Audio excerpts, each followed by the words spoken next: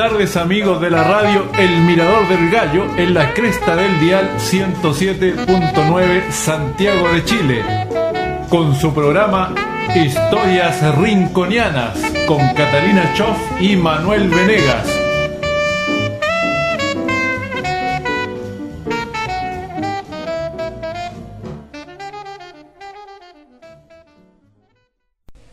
Ya, capítulo 80 de Historia Rinconiana, segunda parte del símbolo perdido de Dan Brown. Y nos encontramos en Centro Cultural Concha y Toro 42, en la Biblioteca Rinconiana, que trabaja de lunes a miércoles de 1 a 20 horas, donde usted puede venir a intercambiar libros.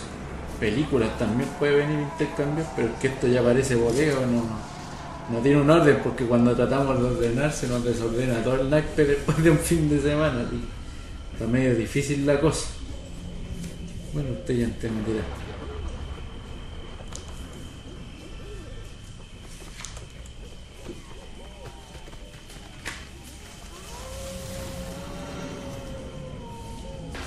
Página 118.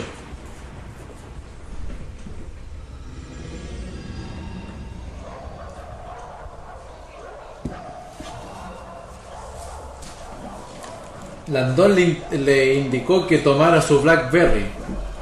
Busque en Google George Washington Zeus. Vacilante, Sato empezó a teclear lo que Landon le había dicho. Anderson se acercó a ella, mirando atentamente la BlackBerry por encima de su hombro. Hace tiempo esta rotonda estaba dominada por una gigantesca escultura de George Washington con el pecho desnudo. Retratado como un dios, estaba sentado en la misma pose que Zeus en el panteón, con el pecho al aire, la mano derecha sosteniendo una espada y la izquierda alzada con el pulgar e índice extendido. Sato debía de haber encontrado ya una imagen online, porque Anderson observaba conmocionado su BlackBerry. Un momento, ¿ese es George Washington? Sí, dijo Landon, caracterizado como Zeus. Mire su mano, dijo Anderson, todavía mirando por encima del hombro de Sato. La mano izquierda está exactamente en la misma posición que la del señor Solomon. Como he dicho, pensó Landon, la mano de Peter no es la primera de estas características en hacer su aparición en esta sala. Cuando la estatua que hizo Horatio Grunewald de un George Washington desnudo fue mostrada al público en la rotonda, muchos comentaron en broma que Washington debía querer llegar al cielo en un intento desesperado por conseguir algo de ropa. Sin embargo, a medida que los ideales religiosos de Estados Unidos fueron cambiando, las bromas se volvieron controversiales y la estatua fue finalmente retirada y desterrada a un cobertizo del jardín este. Hoy en día permanece alojada en el Museo Nacional de Historia Norteamericana del Smithsonian, donde quienes la contemplaran no tendrían razón alguna para sospechar que se tratara de uno de los últimos vestigios de vínculos con el tiempo en el que el padre del país velaba por el Capitolio como si se tratara de un dios igual que Zeus en el panteón. Después nos vamos a la página 125. Aquí estamos solo tomando en consideración las páginas más importantes, porque este no es un audiolibro, sino que Catalina después va a meter la lengua, al parecer no, porque no venía tan preparada como dijo. Se le olvidó. Estoy esperando que salga algo interesante y ahí me meto. Su hermano viene a verme porque confía en mí. Tenemos un vínculo mayor que el habitual entre paciente y médico, señaló un documento enmarcado que colgaba junto a la chimenea. Catherine lo tomó por un diploma hasta que divisó el fénix bicéfalo. Es usted masón del grado más alto además. Podríamos decir que Peter y yo somos hermanos. Debe de haber hecho usted algo realmente importante para ser invitado al 33er grado. En ahí realidad no. Vamos a hacer un alto. Aquí en Santiago, por ejemplo, hay varias casas que tienen decoraciones y sobredecoraciones y de repente las mismas rejas. Y sobre el águila bicéfala o el fénix bicéfalo, la casa del hotel donde ahora está el Hotel Magnolia, por ejemplo, está representado en conjunto con otros elementos que también son masones. Y ahí justamente en esa casa, solamente estos símbolos nos estarían diciendo de que posiblemente en un pasado ese lugar fue centro de reunión de masones de grado alto. Y a unas cuadras de ese lugar está donde se reunían los que estaban recién ingresando. Y eso lo podemos nosotros deducir por otro símbolo que está como decoración arquitectónica, que es el panal de abeja. Claro que todo esto queda a criterio de las personas, por supuesto. Tremendo criterio. Oye, ¿quién en su sano juicio pondría símbolo en su casa? Fuera nadie. Bueno, esa es una verdad. En realidad no, dijo, provengo de una familia adinerada y donó grandes cantidades a organizaciones de beneficencia masónica. Catherine se dio cuenta de por qué su hermano confiaba en este joven médico, un masón de familia adinerada, interesado en la filantropía y mitología antigua. El doctor Abaddon tenía más en común con su hermano de lo que había imaginado inicialmente. Cuando le he preguntado por qué mi hermano viene a verle, dijo ella, no me refería a por qué le ha escogido usted, sino a la razón por la que visita a un psiquiatra.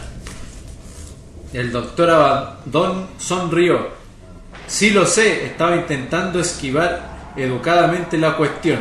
Es algo sobre lo que no debería hablar, hizo una pausa, aunque he de decir que me sorprende que su hermano no le haya comentado nuestro encuentro, sobre todo teniendo en cuenta lo relacionado que están con su investigación.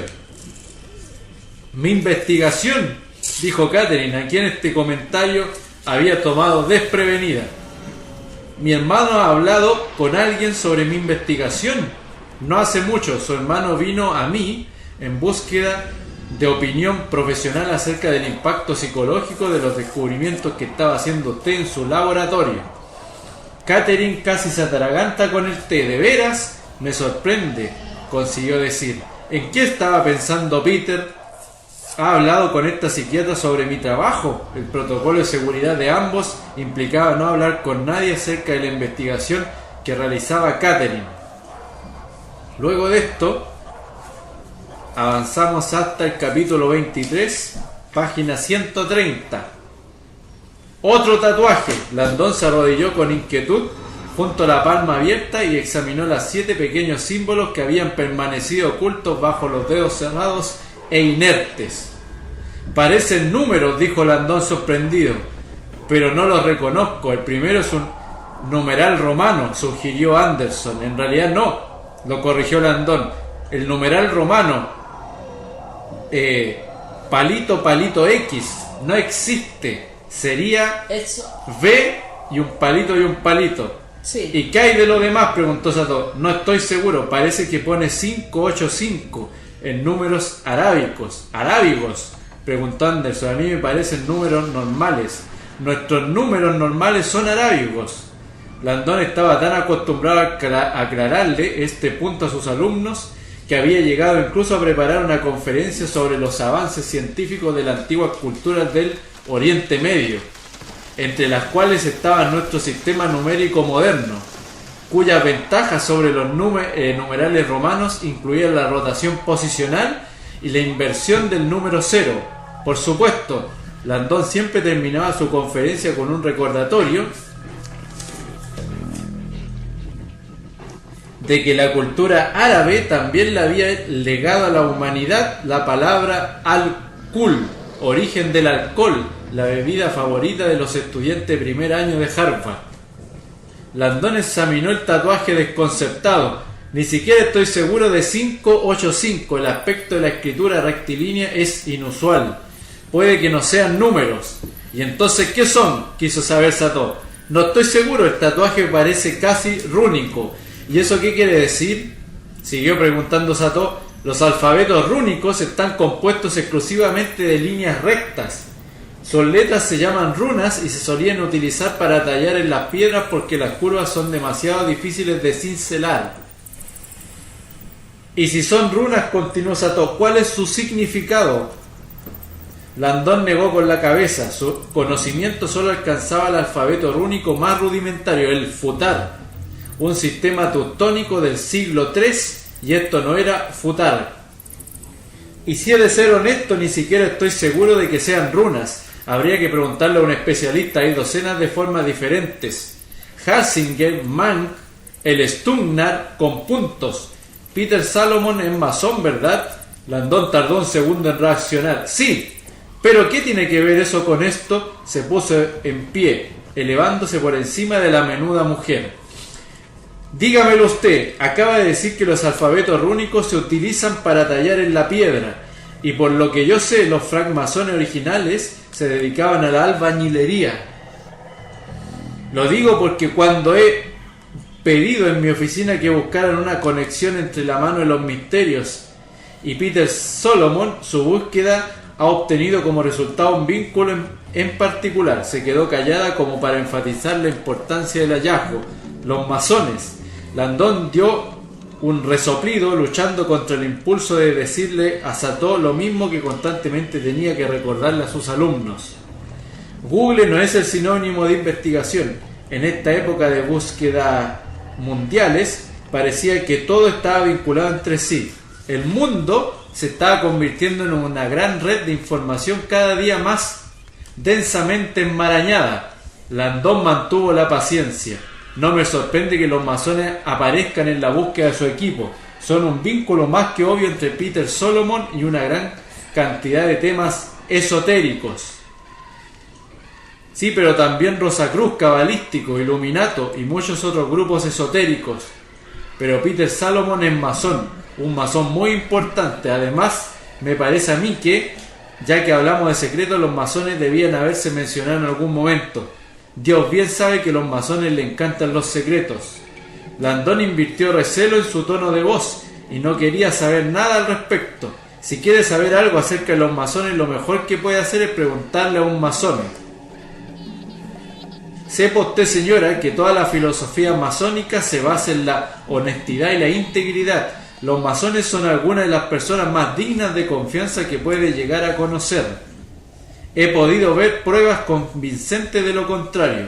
A Landon cada vez le desagradaba más la directora Sato. Se había pasado años escribiendo acerca de la rica tradición de la iconografía y simbología metafórica de los masones, y sabía que siempre había sido una de las organizaciones más injustamente calumniadas e incomprendidas del mundo, a pesar de ser acusados con regularidad de cualquier cosa.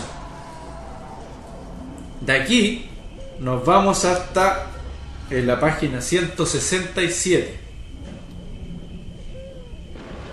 Yo me acuerdo que cuando estaba postulando a la logia masónica femenina, se me hablaba mucho de que para ser masón lo primero que uno tiene que tener es despertar con la etiqueta del respeto, la verdad y otras cosas más, pero partiendo por eso. Pero ¿cuál es la verdad? El significado de la verdad. Es que la verdad es subjetiva. Ahora, la verdad siempre se dicen que es una sola. El padre ¿ya? dijo, Todo lleva un mismo camino. Pero la verdad siempre va a iniciarse subjetiva a la realidad, subjetiva y sujeta a la realidad de cada persona. Eso ya es más psicología.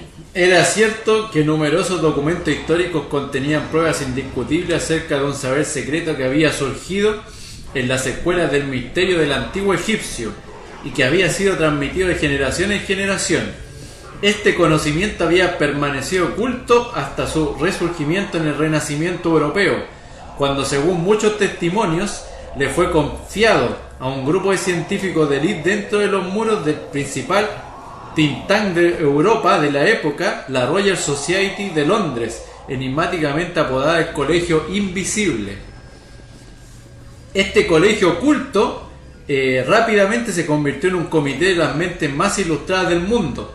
Isaac Newton, Francis Bacon, Robert Boyle e incluso Benjamin Franklin. La lista de miembros modernos no era menos impresionante. Einstein, Hawking, Bohr y Celsius. Todas estas grandes mentes eran artífices de algunos de los grandes saltos de conocimiento humano, avances que según algunos eran resultado de su aprendizaje de la antigua sabiduría oculta en el Colegio Invisible. Landon dudaba que esto fuera cierto, aunque ciertamente dentro de sus muros habían tenido lugar una inusual cantidad de trabajos místicos. El descubrimiento de 1936 de los papeles secretos de Newton habían dejado atónito al mundo. En ellos se dejaba constancia de la absorbente pasión del físico por el estudio de la antigua alquimia y el saber místico. Entre sus papeles privados se encontró una carta a Robert Boyle en la que le exhortaba a mantener absoluto silencio acerca del conocimiento místico que había adquirido. No puede ser hecho público, escribió Newton, sin causar un inmenso daño al mundo. El significado de esta extraña advertencia todavía se debatía en la actualidad. Profesor, dijo Sato de repente, levantando la mirada de su BlackBerry, aunque insista en que no tiene ni idea de por qué está aquí, esta noche quizás podría arrojar algo de la luz acerca del significado del anillo de Peter. Y de acá, miren cómo el libro va dando... Mira, espérate un poquito. Aquí Héctor Adonai nos dice de lo que tú estás hablando son específicamente de los Rosacruces, según entiendo lo que él quiere decir. Y por otro lado, Bart Sanjo, un saludo para ambos chiquillos, dice que hace rato que nos está escuchando, que está muy contento. Bueno, de hecho este libro, el guión estaba listo para sacarle la tercera película acerca de los libros de... Pero misteriosamente no se pudo hacer. No, no quisieron hacer los guionistas terminaron el trabajo. Se iba a grabar la película, pero decidieron contratar otro equipo y rodar la película Inferno. La película Inferno salió en el cine hace 3 años atrás más o menos, que es la última que se hizo de Dan Brown. Y trabaja la mayoría de los actores que le dieron vida a las otras 2 películas. Pero esta en particular no quisieron referirse más al tema y simplemente formularon un nuevo guión, ¿no? Interesante. Yo de cine no me manejo mucho, pero es interesante. De hecho la película Inferno fue un tremendo acierto, porque las críticas la mandaron abajo. O sea, de un total de 10 puntos le daban algunos 4, un 3. O sea, para ellos era una película que no había que ir a ver. Ya. El presupuesto ganaron alrededor de 10 veces más que el presupuesto de la película. O sea, fue un éxito totalmente, pero no lo esperaban. No, ellos lo esperaban. ¿Por qué? Porque las ventas de todo libro que hace Dan Brown se van a las nubes. Entonces, ¿qué es lo que pasa? Que la película no era hecha para el público no seguidor de los libros de Dan Brown, sino que tenía un público específico en donde independiente de que le dieron, antes de que la película saliera al mercado, ya le habían hecho bolsa a los críticos, pero los críticos no eran fanáticos de Dan Brown. Entonces la película se distribuyó por todos los cines del mundo y se repletaron las salas. Es un efecto parecido a La Guerra de las Galaxias, lo mismo, está hecho solamente para fanáticos. Para fanáticos. Y que te digo que hay unas películas que son... Entonces, es ahí cuando uno le dice... La Guerra de las Galaxias también está llena de simbolismo. Sí, pero ahí cuando uno le dice qué es lo que le pasa al crítico que está haciendo bolsa una película antes de ver los resultados. O sea, es una equivocación rotunda de alguien que debería saber a diestro y siniestro lo que va a pasar con la película. Aquí Pat nos dice que siempre va a ser mejor leer el libro lejos, pero lejos.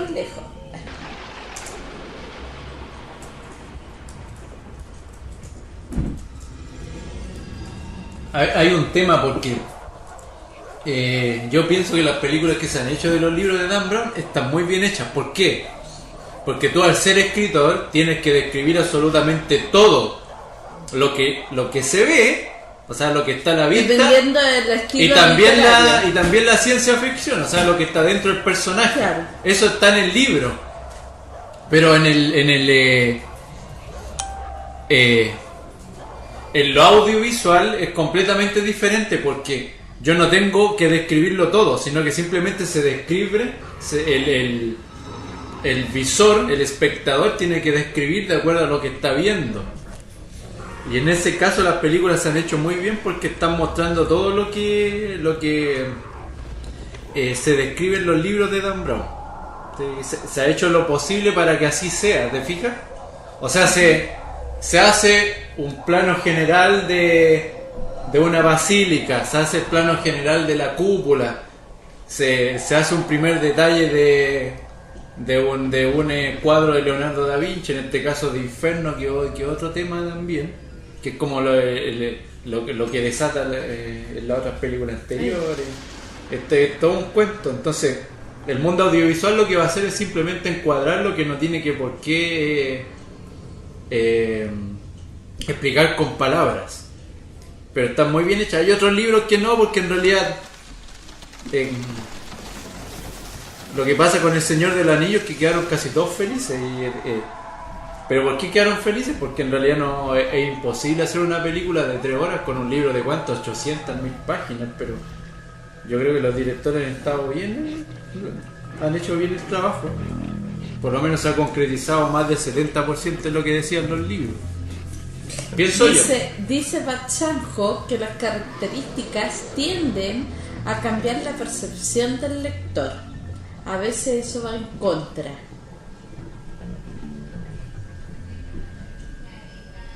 Oye, ¿sabes qué estaba pensando? Ya que estamos hablando de un libro que está mezclando todo esto con el tema de los masones, los rosacruces que los menciona Héctor, y otras cosas más que hemos visto en otras oportunidades.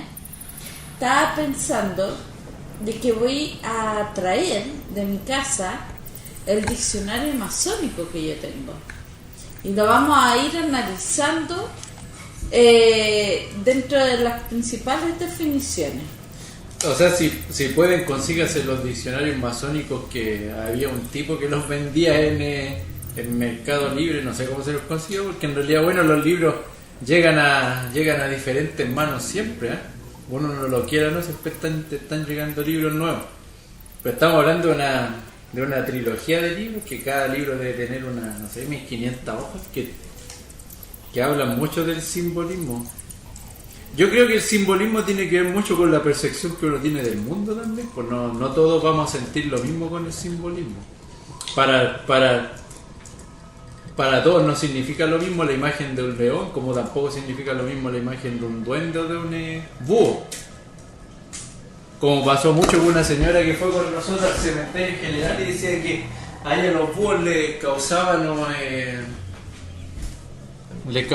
una imagen tierna, que a ella le gustaban mucho las aves. Y hay otros que odian a los búhos porque simboliza muerte para ellos.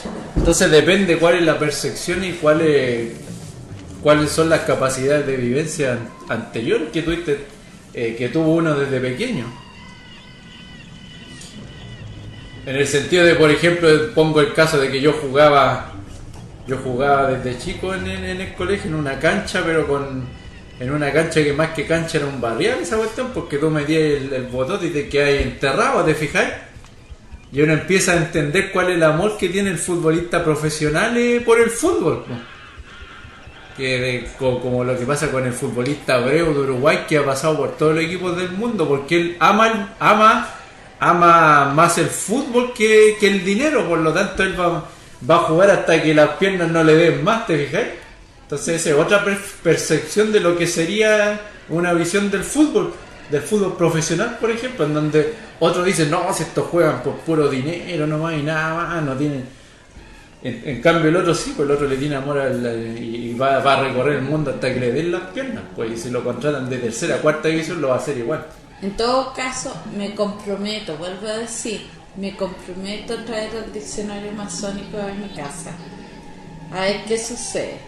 Porque yo encuentro que ahí van a salir bastantes cosas interesantes para que las personas comenten mientras nosotros estamos narrándolo, relatándolo desde la biblioteca Rinconiana. A mí me parece, en Contradictor a mí lo que me 42. parece interesante de Dan Brown, que le abre a las nuevas generaciones una visión diferente de lo que sería el mundo del ocultismo y el mundo real. O sea, yo hablo del mundo real, que las personas comunes y corrientes pasan su vida en familia, que van a su trabajo, que se devuelven a la casa, que toman vacaciones, que de repente se leen un libro, pero nada más que eso, están disfrutando de la vida lo mejor que se puede, a sabiendas de que parece que todos fuéramos esclavos.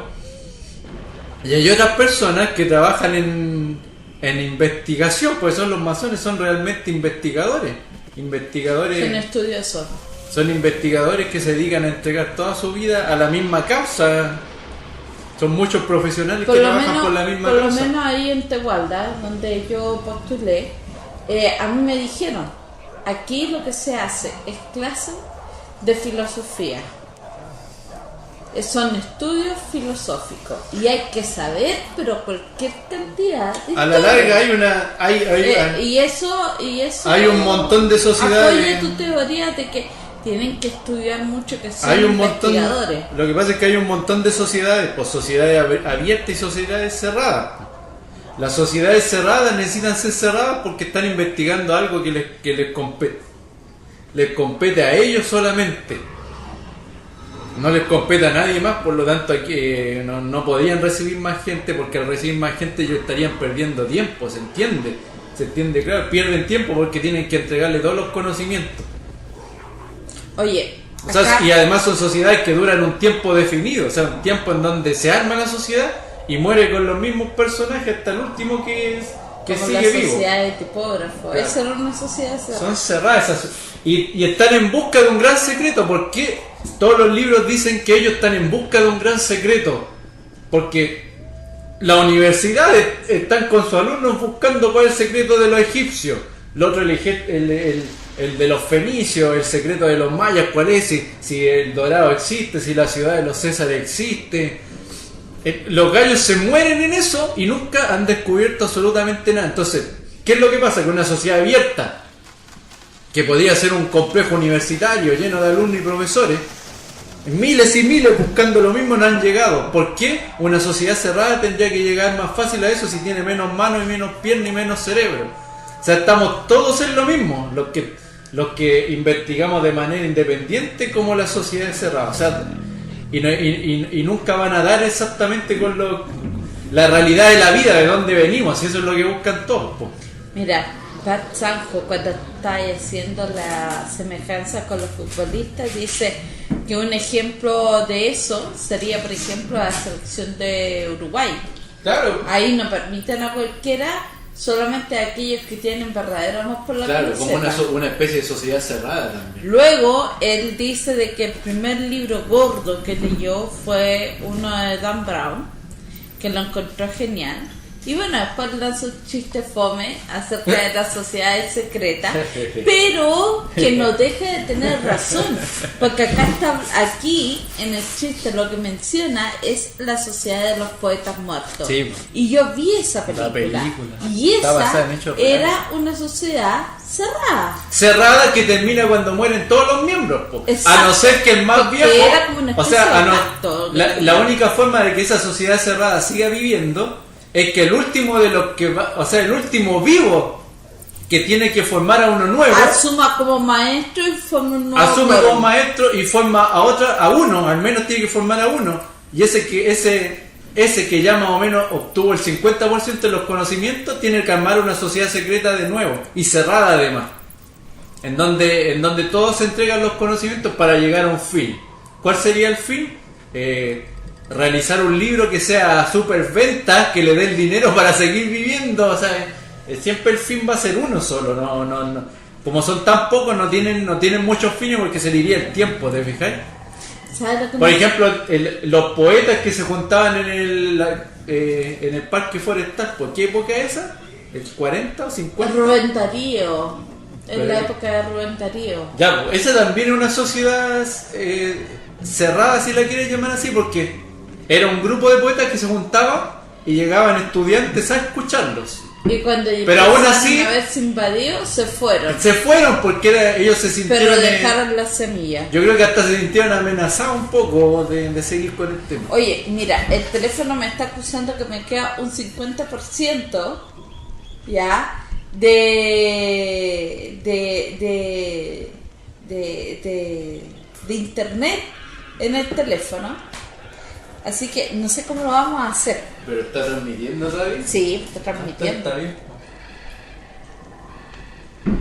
Está transmitiendo todavía. Ahí está. Ya vamos a seguir. Sí, vamos a seguir. Me queda poco internet en el teléfono, así que vamos a tratar de hacer todo lo posible. Tras examinar todo lo que había, Sato colocó los brazos en jarras y dejó escapar un suspiro. ¿Qué es toda esta basura?, dijo. O sea, a ver, como referencia, resulta que Landon, cuando llega esta policía de alto rango de la CIA, resulta que ellos bajan a los subterráneos del Capitolio y ahí había llegaron a una especie de cripta subterránea en donde habían varias puertas y al último estaba lo que ellos estaban buscando con una llave prácticamente mágica y se encontraron con ¿cómo se llama esto? Cuando uno entra a una iglesia, Catalina, el padre, ¿dónde habla? Cuando tú entras a una iglesia católica tienen ¿cómo se llama esto? Una pila, No, pues donde habla el cura. el altar. Es un altar, pero un altar masónico. ¿Y el altar masónico qué es? Hay un esqueleto que está sentado en su escritorio, su sillita, tiene unas velas y tiene varias otras cosas que es un altar. Y es muy parecido a lo que hacen los curas con la iglesia católica, en donde se arrodillan, qué sé yo, piden por sus seres amados, se van a redimir de lo que hicieron. Más o menos eso es lo que sería un altar masónico. Yo nunca he visto uno en la realidad porque supone que uno no lo puede ver, ¿te fijas? Pero dicen que algunos masones esos altares los arman en sus propias casas. Tras examinar todo lo que había, todos los objetos de este cuarto, Landon lo sabía. Había sido seleccionado y dispuesto con mucho cuidado. Símbolos de transformación, le dijo, sintiéndose todavía más contenido al unirse a ellos en la mesa. La calavera o caput mortuum representa la transformación final del hombre al descomponerse. Es un recordatorio de que todos nos terminamos despojando de nuestra carne mortal. El sulfuro y la sal son catalizadores químicos que facilitan la transformación.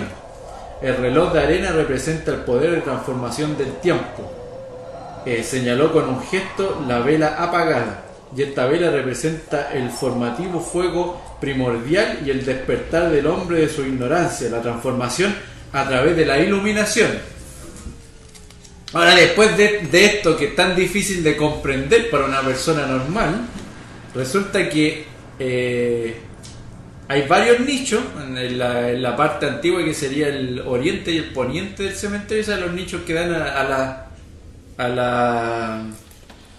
digamos, los vértices Me queda un 20% de los internet. vértices del cementerio. Hay varias placas de bronce que tienen este simbolismo tan raro, que no tiene el símbolo masónico, sino que el simbolismo del altar masónico. Que si usted va al cementerio general se va a dar cuenta de En el eso. cementerio general, donde uno, como dato, donde uno más simbología masónica va a encontrar es justamente en la sepultura de los militares.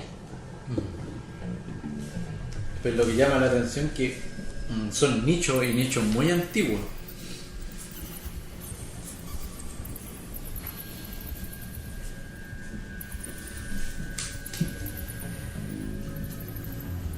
¿Qué pasó?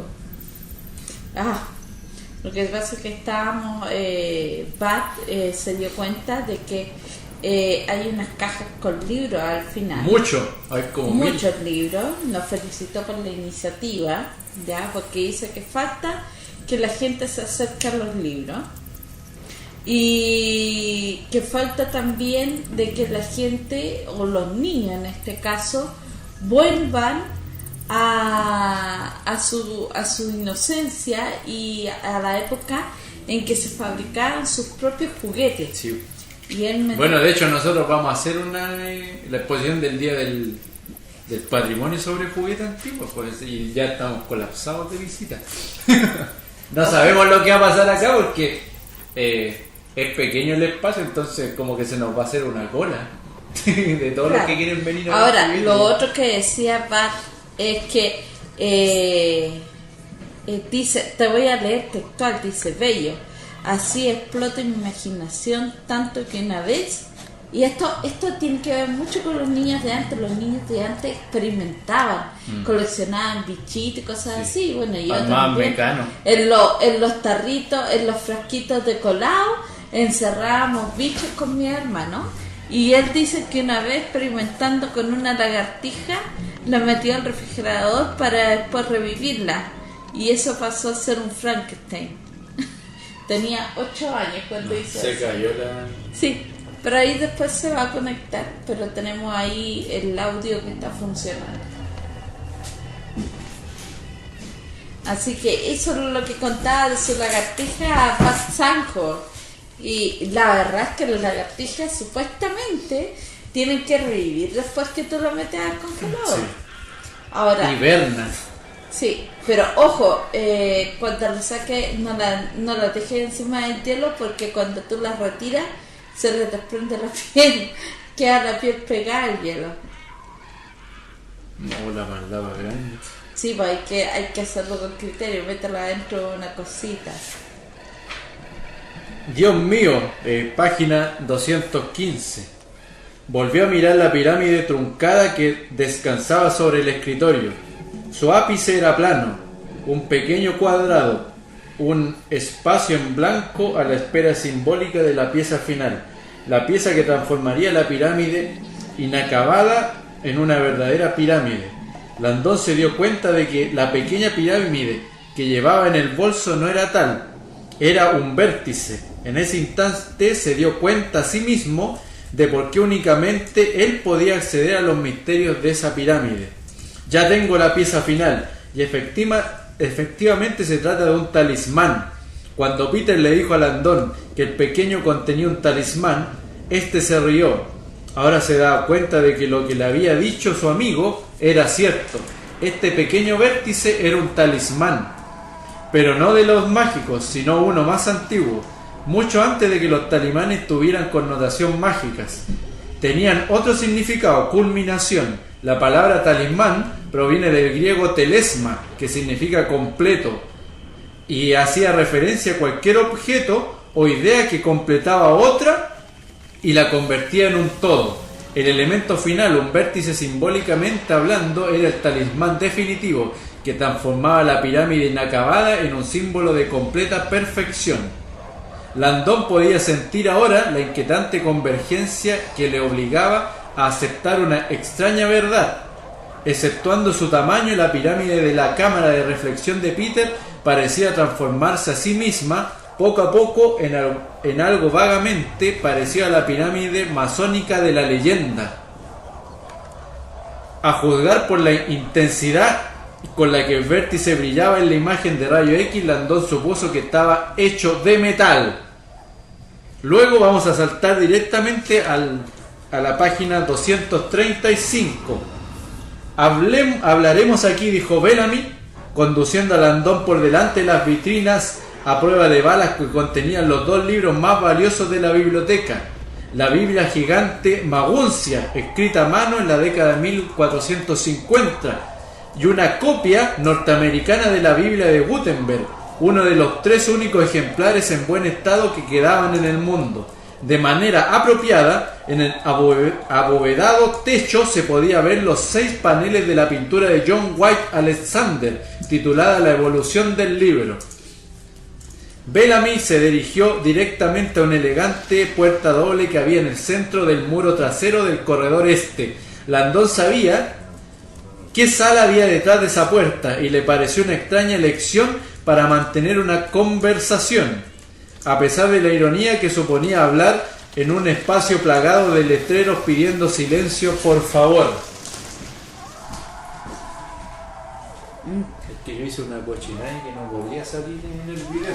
Ah, está interrumpido. Sí, no, pues si me estaba viendo ahí, ¿por qué salgo yo en el video?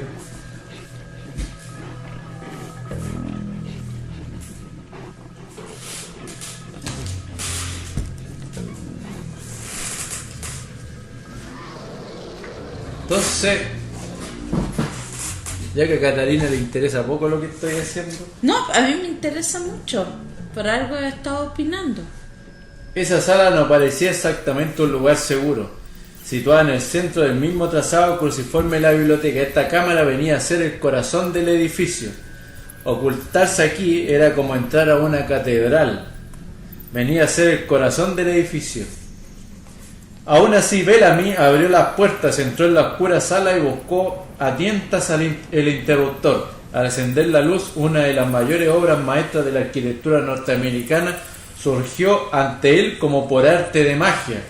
Esta famosa sala de lectura era un festín para los sentidos. El voluminoso octágono se alzaba casi 50 metros en el centro, y cada una de sus 8 caras estaba hecha de mármol marrón de Tennessee, mármol crema de Siena y mármol rojizo de Argelia. Al estar iluminado desde los 8 ángulos, no había sombra alguna en la sala, lo cual provocaba la sensación de que la sala misma brillaba. Algunos dicen que se trata de la sala más impresionante del Washington, dijo Bellamy mientras hacía entrar a Landon. ¿Saben lo relevante de que se use mármol? Que el mármol representa de alguna forma la eternidad, porque es uno de los pocos elementos que no se degrada con el tiempo.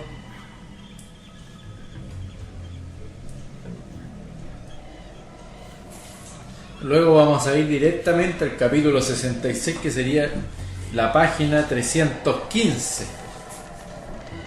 Deberíamos salir de aquí, propuso Landon a Catherine. Solo es cuestión de tiempo para que averigüen dónde estamos. Esperaba que Bellamy hubiese logrado escapar. Catherine aún parecía obsesionada con el vértice de oro, incapaz de creer que la inscripción fuese de tan poca ayuda. Había sacado el vértice para examinar cada uno de los lados y ahora lo devolvía a la caja con sumo cuidado. El secreto está dentro de su orden, pensó Landon. Vaya ayuda. Landon se sorprendió preguntándose si Peter no estaría equivocado acerca del contenido de la caja. La pirámide del vértice había sido creado mucho antes de que su amigo naciera, y este no era sino lo que sus antepasados le habían pedido, guardar un secreto que probablemente fuese un misterio para él, como lo era para Landon y Catherine. ¿Qué esperaba yo?, se dijo Landon. Cuanto más aprendía esa noche sobre la leyenda de la pirámide masónica, menos plausible le parecía todo. Estoy buscando una escalera de caracol oculta situada bajo una pirámide enorme, o sea, una piedra enorme. Algo le decía que perseguía sombras. De todas maneras, descifrar la pirámide parecía la mejor opción para salvar a Peter. Robert, ¿te dice algo el año 1514? 1514, la pregunta no venía mucho al caso.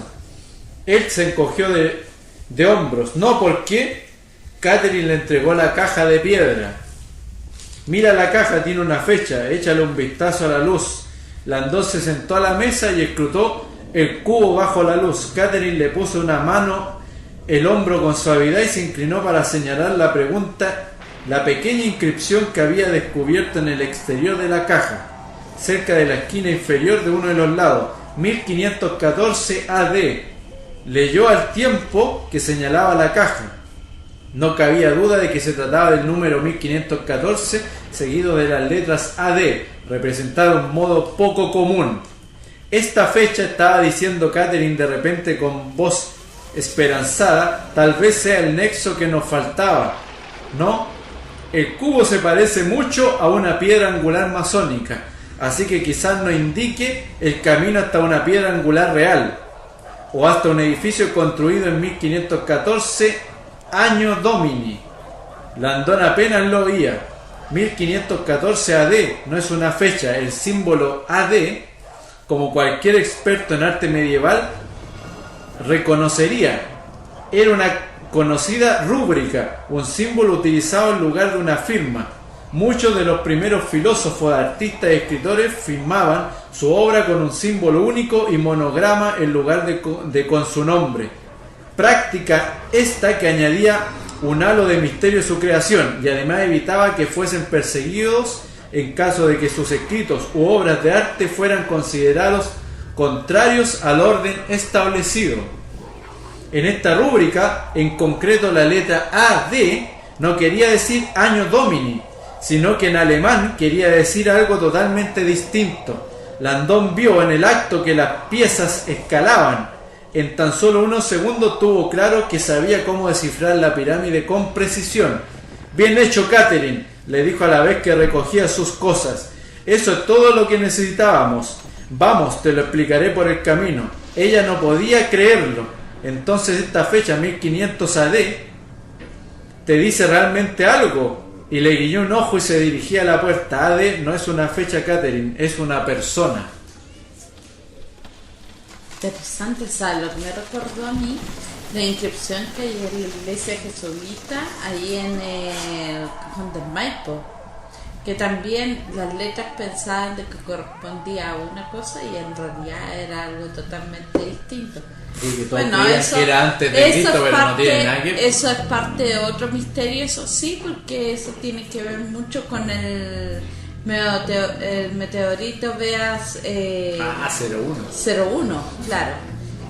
Mandémosle saludos. Tiene que ver con esa historia. Que pero a propósito salió a la venta un libro que está basado en la investigación. Exacto. Capítulo 68, página 319. Alberto Durero. Catherine intentaba hacer encajar las piezas mientras recorría a toda prisa con Landon el sótano del edificio Adams. AD significa Alberto Durero, el famoso grabador y pintor alemán del siglo XVI. Donald Love tiene un grabado de Alberto Durero. Era uno de los artistas preferidos de su hermano, y a Catherine su obra le resultaba ligeramente familiar. Así, y todo, no acertaba a imaginar cómo podía serle de ayuda a Durero en el caso que le ocupaba. Para que usted no sepa lo que es un grabado es una imagen tallada que se puede... ¿cómo se llama? Litografiar. ¿Cómo se llama cuando yo saco una revista muchas veces? Serigrafía. Sí, pero se puede hacer un tiraje indefinido de ella. O sea, muchas veces, hasta después de muerto, si yo tengo la placa en perfecto estado. Por lo tanto, al igual como hizo Picasso en su momento, vendían la copia original en miles de dólares o euros de nuestra época, y la copia se copiaba muchas veces hasta un infinito. Por lo tanto, hasta el día de hoy es por eso que muchas exposiciones de Picasso o Alberto Durero se pueden hacer en todo el mundo en el mismo tiempo, o sea, como si fueran bilocaciones del mismo arte. Están en un lugar y en el otro al mismo tiempo. Funciona de la misma manera porque que imprimen los billetes. Porque están las placas en un lado se está exponiendo la copia 1000 y en el otro la 1001 y en otro país la 1002 y en otro país la 1005 y así van sucesivamente. Desde el punto de vista simbólico, Durero es perfecto, explicaba Landon mientras seguían la estela de letreros iluminados que indicaban salida. Fue el hombre renacentista por excelencia, artista, filósofo, alquimista y estudioso durante toda su vida de los antiguos misterios. Hasta el día de hoy, nadie entiende del todo los mensajes que se ocultaban en las manifestaciones artísticas de Durero. Puede que sea cierto, objetó ella, pero ¿cómo explicas 1514 Alberto Durero, la forma de descifrar la pirámide? Llegaron a una puerta cerrada y Landon utilizó la tarjeta de acceso de Bellamy para franquearla. El número 1514 nos lleva hasta el cuadro muy concreto de Durero, aclaró él mientras subía corriendo la escalera, que desembocaba en un gran pasillo. Landon echó una ojeada y señaló a la izquierda, por aquí, y comenzaron a andar de nuevo a buen paso. Lo cierto es que Alberto Durero ocultó el número 1514 en su obra de arte más misteriosa, Melancolía I, que completó en 1514 y es considerada la pieza más influyente del Renacimiento del norte de Europa. En una ocasión Peter le enseñó a Catherine Melancolía I en un viejo libro sobre misticismo antiguo, pero ella no recordaba haber visto escondido el número 1514.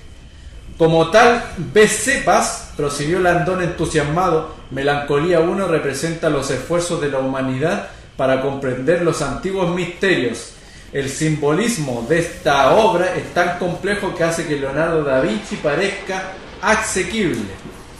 Catherine se detuvo en seco y miró a Landon. Robert, Melancolía I está aquí, en Washington, en la Galería Nacional. Sí, replicó él con una sonrisa, y algo me dice que no se trata de una coincidencia.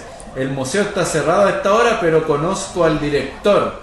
Olvídalo, Robert. Yo sé lo que pasa cuando vas a los museos. Catherine se dirigió hacia una sala cercana, donde vio una mesa con una computadora. Él la siguió con expresión poco feliz en el rostro. Hagamos esto de la forma más sencilla. Por lo visto, el profesor Landon, el experto en arte, se le planteaba el dilema ético de utilizar internet. Cuando tenía el original tan cerca, Catherine se situó tras la mesa, encendió la computadora. Cuando el aparato por fin cobró vida, ella se dio cuenta de que tenía otro problema. No veo el icono del navegador. Es una red interna. Landon le señaló un icono en el escritorio. Prueba ahí. Catherine hizo clic en el icono colecciones digitales y la computadora accedió a otra pantalla. Melancolía I, 1514, Alberto Durero, grabado en papel perjurado, colección Rosenwald, Galería Nacional de Arte de Washington. Cuando siguió bajando, apareció en todo su esplendor una imagen digital en alta resolución de la obra maestra de Durero. Catherine lo miró desconcertada, había olvidado lo extraño que era, y Landon soltó una risita comprensiva. Ya te dije que era críptica. En Melancolía I, una figura pensativa provista de enormes alas está sentada ante una construcción de piedra, rodeada de la más dispar y extraña colección de objetos imaginables: una balanza, un perro famélico, instrumento de carpintero, un reloj de arena, varios cuerpos geométricos, una campana, un angelote, un cuchillo, una escalera. Catherine recordaba vagamente que su hermano le había dicho que el personaje al lado era una representación del genio humano, un gran pensador con la mano apoyada en el mentón, abatido, que aún no era capaz de alcanzar la iluminación. El pensador. Está rodeado de todos los símbolos del intelecto humano, objetos pertenecientes a los campos de la ciencia, las matemáticas, la filosofía, la naturaleza, la geometría e incluso la carpintería. Y sin embargo todavía no puede subir la escalera que lo conducirá a la verdadera iluminación. Hasta el genio humano le cuesta entender los antiguos misterios. Simbólicamente, esto representa el intento fallido por parte del hombre de transformar el intelecto humano en poder divino, explicó Landon. En términos alquímicos, plasma nuestra incapacidad de convertir el plomo en oro. No es que sea un mensaje muy alentador, convino Catherine. Así que, ¿cómo va a ayudarnos? No veía el 1514, el número escondido del que hablaba Landon. Orden del caos, repuso este, esbozando una media sonrisa. Justo lo que prometió tu hermano. Se metió la mano en el bolsillo y sacó la cuadrícula de letras que escribiera antes a partir de la clave masónica. Ahora mismo esta cuadrícula no tiene sentido. Catherine le echó un vistazo decididamente. Carece de sentido, pero Durero obrará el milagro. ¿Y cómo va a hacerlo? Alquimia lingüística. Landon señaló la pantalla de la computadora. Mira atentamente, oculto en esta obra de arte, hay algo que dotará de sentido estas 16 letras. Permaneció a la espera. Es que no lo ves, busca el número 1514. Catherine no estaba de humor para juegos. Robert, no veo nada. Una esfera, una escalera, un cuchillo, un poliedro, una balanza, me rindo. Mira, ahí al fondo, grabado en la construcción, detrás del ángel bajo la campana. Durero grabó un cuadrado repleto de números. Catherine el cuadro que tenía mi papá. Reparó en el cuadro y los números, sí, por eso te digo. Entre los cuales se encontraba el 1514. Ese cuadro es la clave para descifrar la pirámide. Ella lo miró sorprendida. No es un cuadrado cualquiera, añadió él risueño. Esa señora Salomón es un cuadrado mágico. Sí. O como ustedes lo conocen como Sudoku en la actualidad. Pero ese es el único cuadrado mágico hasta el día de hoy que es perfecto por todos sus lados y al interior también. Y que abajo sale el año el año que a él le interesaba, el 1514, en donde todos sus lados da el mismo número, da el número 34. Me encantaría poder tenerlo ahora, porque mi papá lo tiene todavía. Lo que pasa es que uso unos cambios en la casa, pero todavía está. Es que Don Olo es una caja misteriosa, porque hay cosas que él no explica, pero que las sabe desde que es muy joven. Eso es el haber estado estudiando toda su vida. Es un experto. 300, con este terminamos, con la página 327, porque el libro tiene casi 700 páginas, entonces tendríamos que hacer una tercera parte, porque es mucha información. Un cuadrado mágico, Catherine asintió mientras observaba el cuadro numérico del grabado de Durero. La mayoría de la gente había pensado que Landon había perdido el juicio, pero Catherine no tardó en darse cuenta de que tenía razón. La locución cuadrado mágico no hacía referencia a algo místico, sino a algo matemático. Era el nombre que recibió una cuadrícula de números consecutivos dispuestos de tal forma que la suma de todas sus filas, las columnas y las diagonales arrojaban el mismo resultado. La señora Matilde seca para el cuadrado mágico, ¿no? No, yo lo resuelvo rápido. Creados hacia unos 4000 años por matemáticos egipcios e indios. Había todavía quienes pensaban que los cuadrados mágicos poseían poderes mágicos. Catherine había leído que incluso en la actualidad indios devotos dibujaban cuadrados mágicos de 3x3 llamados Kubera Kolam en los altares de sus casas, aunque básicamente el hombre moderno había relegado los cuadrados mágicos a la categoría de matemáticas recreativas, y a algunos todavía les satisfacía buscar nuevas configuraciones mágicas en sudokus para genios. Catherine analizó a toda prisa el cuadrado de Durero y sumó los números de varias filas y columnas. 34. La suma en cualquier dirección da 34. Exacto, apuntó Landon. Pero ¿sabías que este cuadrado mágico es famoso porque Durero consiguió lo que parecía imposible? Sin pérdida de tiempo le demostró a Catherine que además de lograr que las filas, las columnas y las diagonales sumasen 34, Durero también dio con el modo de hacer que los cuatro cuadrados, el cuadrado central e incluso los cuatro esquinas dieran ese mismo número. Sin embargo, lo más asombroso es que Durero fue capaz de situar los números 15 y 14 justo en la fila inferior para dejar constancia del año en que consiguió tal increíble proeza.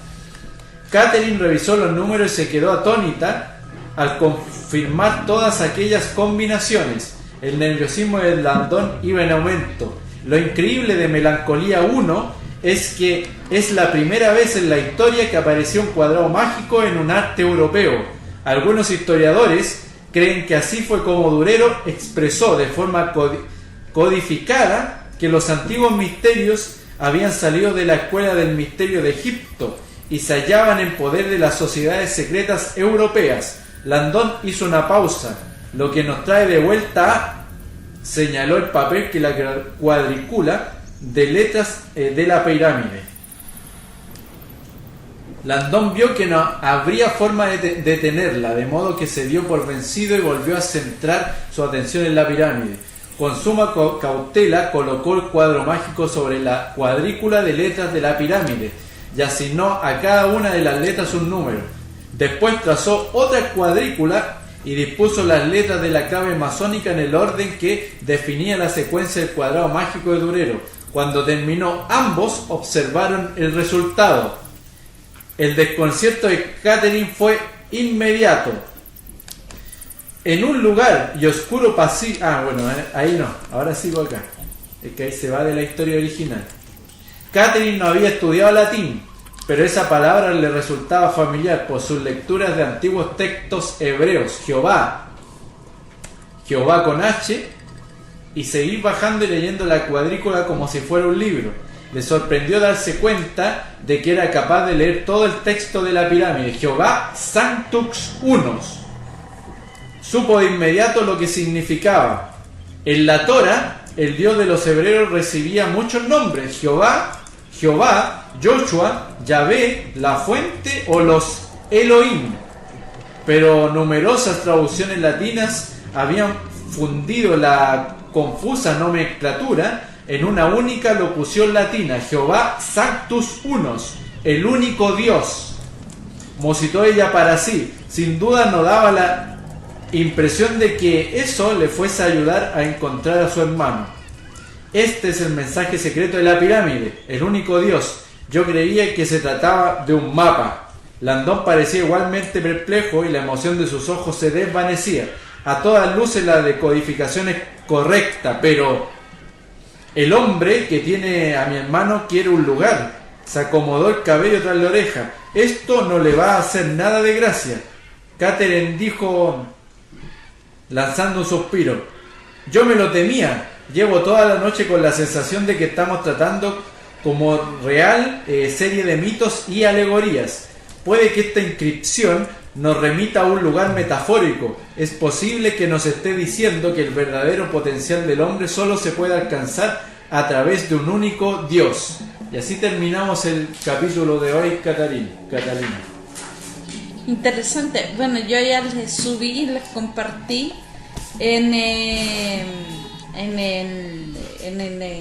la conversación del video, justamente la imagen del grabado de Durero, para que ustedes lo puedan ver y puedan saber de lo que está hablando Manuel, ¿ya? Desde ya le estamos dando las gracias por haberse conectado con nosotros en este video. A las personas que se van a comunicar, que se van a conectar después y van a escuchar el e-box también de este programa, les agradecemos que nos sigan y les recordamos que tenemos actividades para este fin de semana. Este fin de semana, Estación Universidad de Chile, a las... ¿a qué hora? No recuerdo la hora.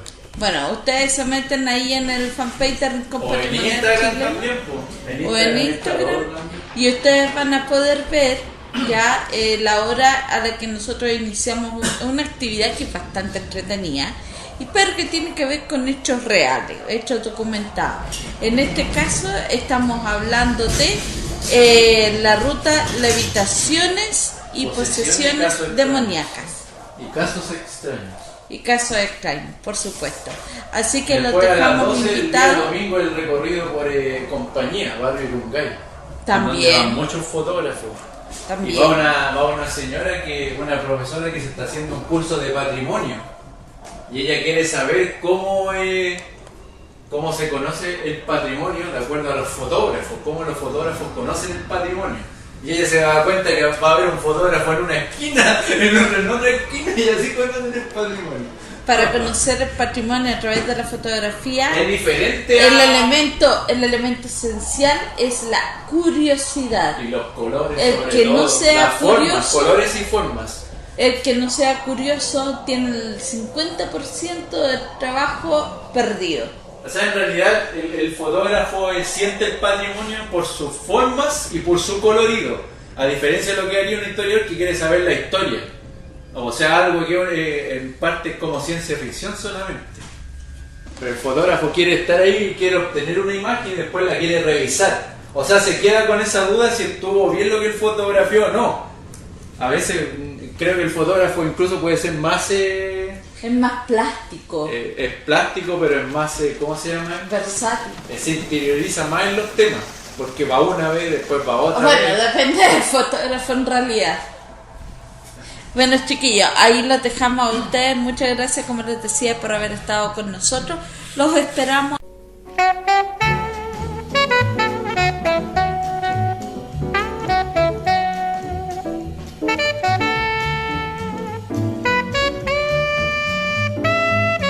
Buenas tardes, amigos de la radio El Mirador del Gallo, en la cresta del dial 107.9 Santiago de Chile, con su programa Historias Rinconianas, con Catalina Schoff y Manuel Venegas.